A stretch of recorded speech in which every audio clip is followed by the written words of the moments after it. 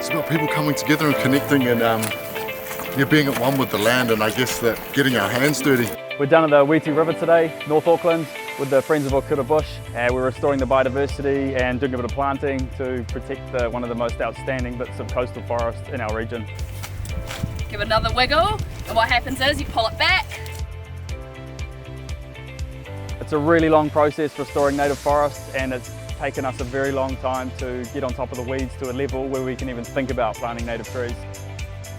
This place is special because it's got the cheniers, which are shell spits in a river mouth with vegetation on them, and it's also got some brilliant examples of coastal forest. We've been controlling pest plants here for almost a decade. These are plants like moth plant, climbing asparagus, privet, ginger, all the nasty ones. Look at the community turnout. It just brings people together and it gives them a heightened awareness of what it's all about and protecting the environment.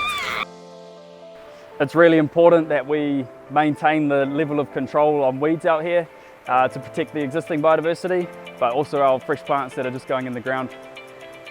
This project out here wouldn't be a success without the big support that we've had from Foundation North, from Lotteries, Environment and Heritage Fund, from pub charities, Auckland Council and Hibiscus and Bays Local Board, especially with the Property Pest Plan project, which is bringing landowners up to speed on weeds and creating a buffer zone around this area.